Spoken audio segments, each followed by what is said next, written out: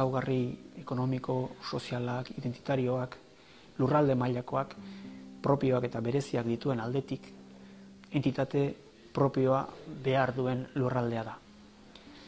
Edonola ere, arazo bikoiz baten aurrean gaude, batetik lurralde hori ez delako ezagutua, eta beste alde batetik lurralde hori eraldatzeko edo beste gisa batera programatzeko politika indartsuak daudelako abian. Ipar Euskal Herriak garapen ordenatu eta bere buruarentzat mesedegarri bat izan dadin behar den egitasmoa falta dela, eta hain zuzen ere etxegintza eta lurraren espekulazioaren gainean eraikitako ekonomia baten aurrean egonez, oso zaila dela geldiaraztea gaur gaurkoz, bertako gazteen iesa eragiten duen aktibitate eta oportunitate falta, edo bertako ekonomia bati erantzungo dion formakuntza sare baten gorpuztea. Garrantzitsua dela, Ipar Euskal Herriak berezko dituen gaitasunen ondoan, edo hoiekin batera, osagarri izango zaizkion aktibitate ekonomikoak, formakuntza entitateak eta lurralde antolaketa eskemak eraikitzea. Bere gaintasunez eta Ipar Euskal Herriaren garapenari erantzungo diotenak. Horrekin batera, azpimarratuko dugu zeinen garrantzitsua den osagarritasun hori Hego Euskal Herriarekin ere lantzea. Bai gainean jarriz, adieraziz, Frantziar estatuak daukala eskumen juridiko eta politika aurrera eramateko baliabide gehien, gaur egungo sisteman, eta azkenik iparraldeak alde batetik konstatatzea gaur egun ez daukala inolako baliabiderik eskumenik politika propio bat garatzeko gai horietan, beti bezala enplegu gaia, lan harremana, gizarte babesa. Europar Batasunak gai horietan oso lerro zabalak ematen dituela, hau da, Europar Batasuna oso maloua dela gizarte gaietan, ekonomia gaietan oso zorrotza den bitartean gizarte gaietan, enplegu politika aurrera eramateakoan, lan zuzimediko gaietan, soldata dela eta greba eskubidea, eta oso malgua da, soldataren kasuan nabarmena da zelako desberdintasunak dauden gutxieneko soldaten gaian Europar Batasuneko kideen artean. Urrutira joan gabe, Ipar Euskal Herrian, Hego Euskal Herriarekiko konparatuta, Ipar Euskal Herrian gutxieneko soldata bikoitza da, 1.450 piko euro, eta Hego Euskal Herrian 700 piko. Dena den, Europar Batasuna oso malgua da, eta orduan Ipar Euskal Herriak eukiko balu aukera juridikoa bertako eredu propio bat diseinatu eta garatzeko, aukerak oso zabalak izango lirateke. Mugagaineko lankidetza izan daitezke hainiz gauza oso zabala da, baina bi ataletan sailkatzen dira. Alde batetik bada lankidetza gehiago praktikoa, hori da kudeaketa, proiektu batzuen kudeaketa, nahi baitu zerbitzu publiko batzu mugan elkarrekin kudeatu, izan zaborrak edo urra edo garraioak dibidez. Eta bestalde da mugagaineko lankidetza gehiago politikoa edo estrategikoa. Eta hor kokatzen da aspalditik aipatzen den euroeskualdea.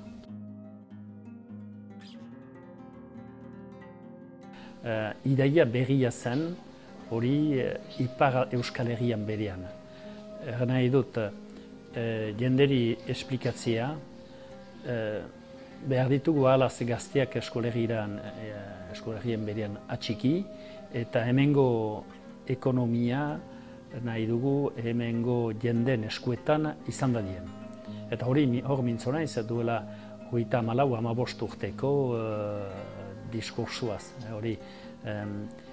Hori solasoiek berriak ziren eta janik iparraldeko jendeak ez zuen hori baitez bada ulertzen. Geroari buruz ari gira pentsaketa batez ere lan burtsa baten sortziko xedia ginuke.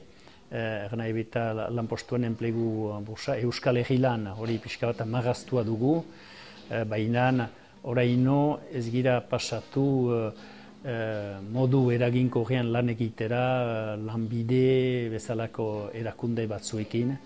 Zeren guk, hemen gure mugada elkarte bat gerala, eta hegoaldean dira gehiago erakunde ofizialak.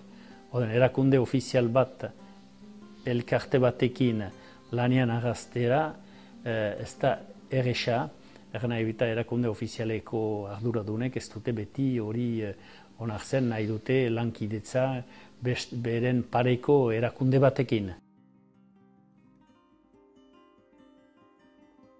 Lehen ahulezia, lehen oztopoa da gure ahulezia. Bigarren ahulezia izan ditake merkatal ganbaran ez baitute arrunt guk ditugun estrategiak. Adibidez, badakigu LGBN kontra direla, baditugu ere pixkat ez dutela lurraldearen desorekatzeari buruz daukagun estrategia. Ikuspegi aski zorrotz bat ere laguntzen duela ere hor merkatal ganbara intzaiteko. Erran ezake ere, alor batzu ere jogatu ditugula, entzatu adibidez lurraldeari buruzko txosten bat egin dugu, gu ginen biztanda, eta gaia hori biztanda lehendakariarekin, Garreta jaunarekin, ezarri dugu hori klabe bat, giltza bat bezala merkatal ganbaran, hori zen lurraldetasuna, la kolektibitate territorial. Eta hortan, gure aportazioa egin dugu, mamitu dugu hori, idazketa bat egin dugu, eta bozkatua izan da ere biltzar nagusian. Eta biztanda, 93 honetarik alde ziren, eta zen bozka normal bat.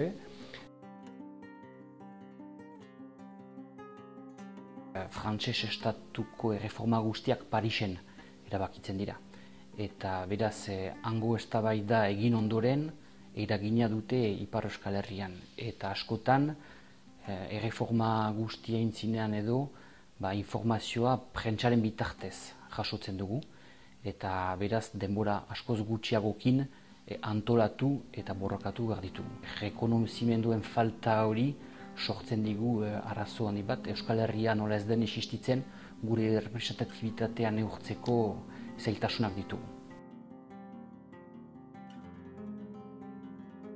Bere abantaila da ere lehenago jandutana, bere dinamika kolektibo hori, bere nortasuna, bere kultura, herri hau senditzen da, bizitzen da pertsona bat bezala, edo pertsona moral bat bezala. Eta horrek emaiten du indarra lana egiteko, eta beraz hori abantaila da. Gero oztopoa,